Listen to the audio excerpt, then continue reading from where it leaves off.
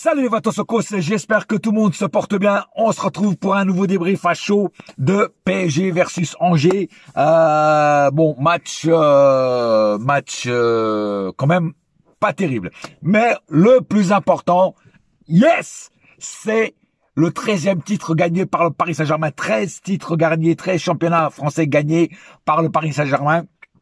Le numéro 13, j'espère qu'il va nous porter chance pour ce qui nous reste à faire. Et franchement, très content de ce 13e titre parce que franchement on le mérite. On a fait quand même une saison en Ligue 1 exceptionnelle. On continue invaincu. Il nous reste je crois 5 matchs ou 6 matchs, enfin je crois que c'est 5 matchs, voilà. Bon voilà, on peut finir invaincu. Alors oui, c'est pas comme un titre, mais ça reste un record et ça reste quand même une petite médaille. En plus, tu vois ce que je veux dire, la cerise sur le gâteau. Si jamais on finit invaincu en fin de championnat. Mais sinon, c'est surtout le plus important, c'est qu'on a gagné le 13e titre. Les joueurs ont fêté le titre sur le terrain avec Luis Enrique. Ils l'ont porté, ils l'ont soulevé, ils l'ont tout fait. Et tout le monde s'est embrassé, Campos, tout le monde, voilà. Enfin bref, c'était la fête. C'est la fête, c'est la fête. Voilà. En tout cas. Je sais même plus quoi dire tellement je suis content du 13e titre. Voilà, non, je suis vraiment content parce que on continue à être le club le plus titré en France. On gagne. Bon, il reste la finale de la Coupe de France, il reste les quarts de finale de la Ligue des Champions contre Aston Villa qui sera le prochain match. Voilà, c'est une année quand même où moi personnellement, et je pense que tout le monde en début de saison ne s'attendait pas à une fin de saison en version Formule 1 et moi je suis très content. Voilà, je suis très content. Bon, on va quand même parler un petit peu du match. Alors première mi-temps, évidemment c'est compliqué, on n'a pas vraiment fait une super grande mi-temps, pas une super grande première mi-temps parce que déjà Angers est venu au parc pour pas se prendre une tôle, c'est-à-dire qu'ils viennent pour mettre le bus, ils jouent en contre-attaque et ça c'est très dur de jouer contre une équipe qui défend à 11 et qui joue en contre-attaque. Il y a eu quelques petites actions dangereuses de la part d'Angers où on a eu un petit peu chaud aux fesses, mais ça a été contrôlé. D'ailleurs à un moment une action de Pacho qui c'est limite penalty, mais après en revoyant bien les ralentis, on voit bien quand même qu'il joue le ballon et non pas qu'il joue le joueur. Mais quand tu regardes comme ça à la première vision, tu crois vraiment que merde, il y a penalty là. Mais non, l'arbitre pour une fois a bien arbitré. Voilà, deuxième mi-temps, un peu mieux, un peu plus d'impact sur le jeu. Et puis après est venu le seul but de la rencontre de Désiré Doué. Voilà, donc deux mi-temps, une très moyenne, la première, la deuxième un peu mieux, mais ce n'est pas non plus flamboyant. C'est pas une deuxième mi-temps. On peut dire ouais, il y a eu du panache, il y a eu de l'impact, il y a eu un peu plus qu'en première, mais c'était pas ça. Après, n'oublions pas, c'est que quand même, en cette fin de saison, on a peut-être un peu plus de mal à gagner les matchs parce que les joueurs sont fatigués, les joueurs ont fait beaucoup de matchs. N'oublions pas qu'on est sur tous les tableaux encore, donc c'est compliqué, c'est compliqué de jouer tous les matchs à fond. Et je peux comprendre des joueurs qu'à un moment ils ont un petit coup de mou, voilà, ils ont un peu plus difficulté à gagner les matchs, mais voilà, ça a quand même été, ils font leur taf, ils font le strict minimum, le minimum syndical. Et voilà, c'est ce qu'on demande. Voilà. Donc on va maintenant passer aux statistiques du match. Alors 20 tirs du côté PSG, 5 du côté Angers. Donc il y a quand même beaucoup plus de tirs du côté PSG. 6 tirs cadrés du côté PSG, 0 du côté Angers. Mais quand je dis 6 tirs cadrés sur 20 tirs, c'est très peu, c'est trop peu. C'est même pas un quart de la moyenne. Tu vois ce que je veux dire? C'est compliqué, voilà. Il faudrait quand même encadrer un peu plus parce que c'est vrai que c'est pas beaucoup sur les tirs qu'on fait. 82% de possession côté PSG, 18 du côté Angers, 951 passes du côté PSG, 215 du côté Angers. 93% de précision de passe côté PSG, 73 du côté Angers, 7 fautes du côté PSG, 12 du côté Angers, 0 carton jaune du côté PSG, 3 du côté Angers, aucun carton rouge des deux côtés, un hors-jeu du côté PSG, 4 du côté Angers, 5 corners du côté PSG et un corner du côté Angers. Voilà, donc statistique encore une fois largement en notre faveur. Mais bon, après c'est dans le fond dans le match en lui-même qui n'a pas été. Il y a des moments où faut dire la vérité, il y a des moments où on s'emmerdait. Hein, je suis pas le seul à le dire. Pendant le match, je reçois beaucoup de messages de beaucoup de supporters et tout le monde a dit que qu'on s'emmerdait. Hein, que c'était un peu soporifique. Mais bon, c'est comme ça. Comme j'ai dit. Fin de saison où les joueurs commencent à être un petit peu fatigués, c'est normal. Et puis, je pense qu'il se réserve surtout pour Aston Villa. Voilà.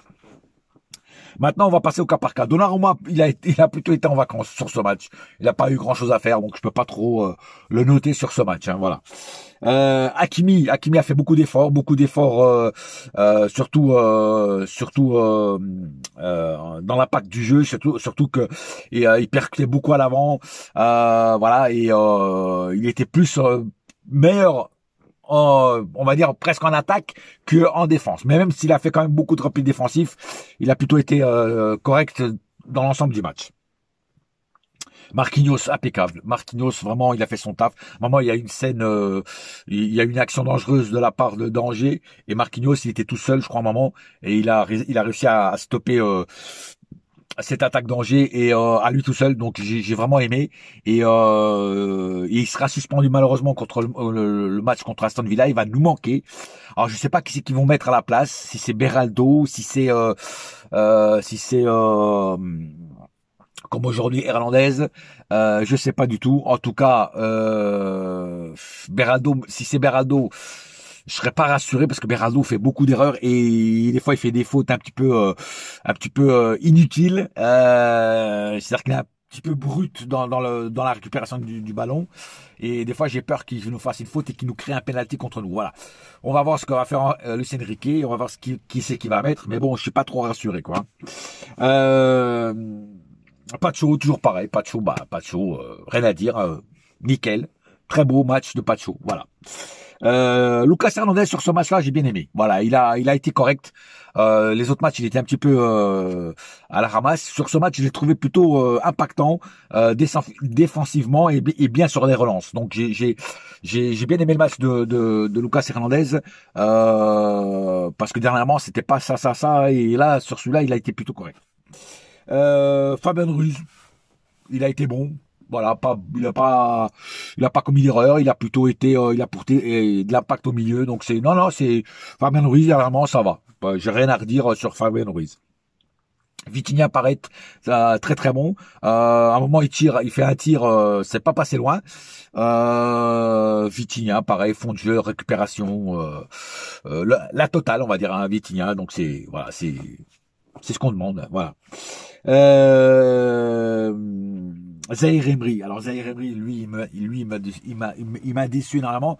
Et je pense même que ça sera mon seul flop de la journée parce que Zahir Emery, beaucoup de duels perdus. Je le voyais beaucoup de fois perdre des duels.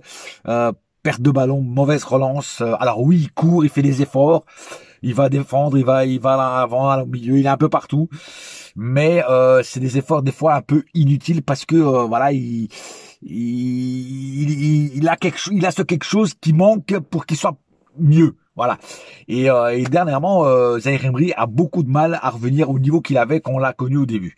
Voilà. Et encore ce soir, encore cet après-midi, il a pas été, pour moi, il a pas été bon. Voilà. Donc ça sera peut-être le seul flop que je mettrai aujourd'hui. Doué, pareil, alors Doué est impeccable. Doué, même en première mi-temps qui n'a pas été super bonne, Doué mettait de l'impact, mettait de la percussion à l'avant, tu vois, et de la vitesse surtout. Il tentait beaucoup de choses, il faisait du mal à la défense. Bon, ça n'a pas réussi. Après, en deuxième, il a marqué son petit but qui était formidable sur une super passe de Kvaratskhelia et franchement voilà, rien à dire, il a grâce à lui on a pu marquer et gagner ce match et pour moi il a encore fait un très très bon match. Justement, Kvaratskhelia, pareil, Kvaratskhelia, énormément d'impact dans le jeu, ce joueur, il met vraiment beaucoup d'impact dans le jeu, ce joueur. C'est un électron libre, il est un peu partout. Et puis la passe qu'il fait à Doué, elle est magnifique, elle est vraiment magnifique. Et je trouve qu'il a fait vraiment un très, pardon, un très très bon match. Même quand il marque pas, il met vraiment quelque chose en plus dans le match, quoi. Voilà. Donc pour moi, joueur très très très important dans la composition du jeu. Ramos. Alors Ramos, oui, il n'a pas marqué. J'en connais déjà qui vont dire oui, Ramos un peu en ce moment un peu nul, machin et tout.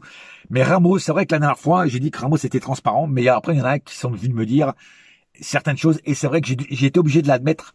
C'est là que des fois on peut pas tout dire, on peut pas tout voir. Et c'est vrai que même la dernière fois quand il n'avait pas marqué, et pareil pour aujourd'hui, oui, il n'a pas marqué, mais il attire comme un aimant les défenseurs sur lui. Et donc, comme il est attiré, comme les défenseurs vont sur lui, comme ils savent que quand il a le ballon, il peut marquer à n'importe quel moment, il loupe rarement. Donc, ça les attire sur lui et ça laisse de l'espace aux autres joueurs du Paris Saint-Germain. Voilà. Donc, oui, il ne marque pas, mais il apporte quelque chose de plus que un autre joueur, par exemple, n'apporterait pas. Tu vois? Donc, il a pas marqué, mais il a fait un match quand même assez intéressant dans l'ensemble. Voilà. Nuno Mendes, très bonne rentrée de Nuno Mendes, impact défensivement bon pour amener du jeu devant la cage adverse, énorme. Il tente aussi sa chance.